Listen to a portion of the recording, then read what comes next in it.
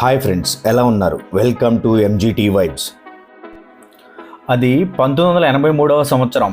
ఉమ్మడి ఆంధ్రప్రదేశ్ రాష్ట్రంలోని 294 అసెంబ్లీ నియోజకవర్గాలకు ఎన్నికలు జరిగాయి.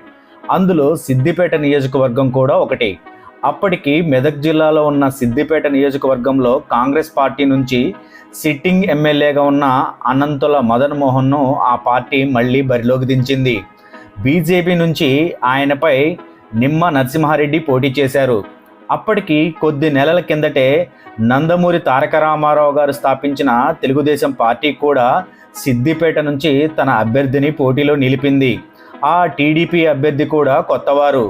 శాసనసభ ఎన్నికల్లో పోటీ చేయడం ఆయనకు అదే తొలిసారి. ఆయనే కల్వకుంట్ల చంద్రశేఖరరావు, ఆయనే కేసీఆర్. అనంతుల మదన్ మోహన్ సిద్దిపేట నియోజకవర్గం నుంచి అప్పటికి 3 సార్లు ఎమ్మెల్యేగా గెలిచారు. 1983 ఎన్నికలు ఆయనకు 4 అసెంబ్లీ ఎన్నికలు. అప్పటికి మొత్తం 112,576 మంది ఓటర్లు ఉన్న సిద్దిపేట నియోజకవర్గంలో 65.01% పోలింగ్ జరిగింది. 73,189 ఓట్లు పోలయ్యాయి. అందులో కాంగ్రెస్ అభ్యర్థి అనంతల మదన్ మోహన్కు 28,766 ఓట్లు వచ్చాయి. టీడీపీ నుంచి పోటీ చేసిన కేసీఆర్ 27,889 ఓట్లు సాధించారు. బీజేపీ అభ్యర్థి నిమ్మ నరసింహారెడ్డి 13,358 ఓట్లు సాధించారు. దాంతో అనంతుల మదన్ మోహన్ తన సమీప అభ్యర్థి కేసీఆర్పై 887 ఓట్ల తేడాతో విజయం సాధించినట్లు ఎన్నికల అధికారులు ప్రకటించారు. అలా కేసీఆర్ మొదటి ఎన్నికల్లో పరాజయం ఎదురైంది. కేసీఆర్కు అవే తొలి ఎన్నికలు. అయితే ఆ తర్వాత కేసీఆర్ మళ్ళీ ఓడిపోలేదు. అప్పటి నుంచి ఇప్పటి వరకు మొత్తం 13 సార్లు వరుసగా ఆయన చట్టసభలకు ఎన్నికవుతూనే ఉన్నారు. ఈ 13 సార్లు 8 సార్లు ఆయన అసెంబ్లీకి ఎన్నికవగా 5 సార్లు లోక్సభకు ఎన్నికయ్యారు. తన తొలి ఎన్నికల్లో ఓటమి రుచి చూపించిన అనంతల మదన్ మోహన్ను కేసీఆర్ తర్వాత కాలంలో 2 సార్లు ఓడించారు. 1989, 1994 అసెంబ్లీ ఎన్నికలలో అనంతల మదన్ మోహన్ సిద్దిపేట నియోజకవర్గంలోనే కేసీఆర్ చేతిలో ఓటమి పాలయ్యారు. కేసీఆర్ 1985 నుంచి ఓటమి ఎరగని నేతగా రాజకీయ ప్రయాణం సాగిస్తుండడమే కాదు, 2 సార్లు తెలంగాణ రాష్ట్రానికి ముఖ్యమంత్రి కూడా అయ్యారు. కేసీఆర్ను మొదటిసారి ఓడించిన అనంతల మదన్ మోహన్ ఎవరు? ఇప్పుడు ఆయన గురించి తెలుసుకుందాం.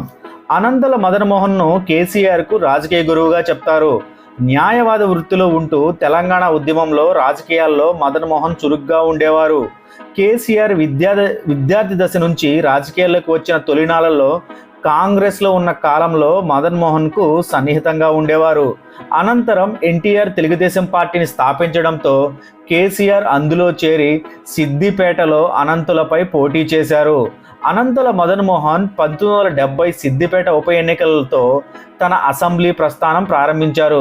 1967లో సిద్దిపేట నుంచి గెలిచిన వల్లూరి బసవరాజు తన ఎమ్మెల్యే పదవికి రాజీనామా చేయడంతో ఆ స్థానం ఖాళీ అయింది.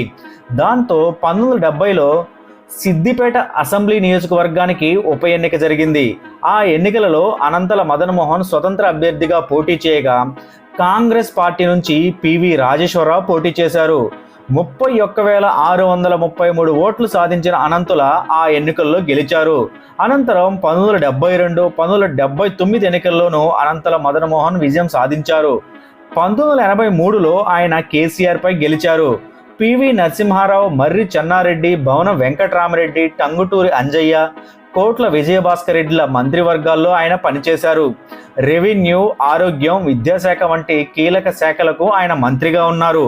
1983 ఎన్నికల్లో తెలుగుదేశం పార్టీ 200కు పైగా సీట్లు గెలుచుకొని ఎన్టీఆర్ ముఖ్యమంత్రిగా ప్రభుత్వాన్ని ఏర్పాటు చేయగా శాసనసభలో ప్రధాన ప్రతిపక్ష నేతగా అనంతల మదన్ మోహన్ వ్యవహరించారు. 1985లో ఆయన ఎన్నికల్లో పోటీ చేయలేదు. 1989, 1994 ఎన్నికల్లో సిద్దిపేటలోనే కాంగ్రెస్ నుంచి పోటీ చేసి 2 సార్లు కేసీఆర్ చేతిలో ఓటమి పాలయ్యారు. అనంతరం ఆయన రాజకీయంగా తెనమరుగయ్యారు. 2004లో ఆయన మరణించారు. సో అది ఫ్రెండ్స్ ఈరోజు టాపిక్. ఈ టాపిక్ మీకు నచ్చితే please subscribe to MGT vibes. Thank you for watching.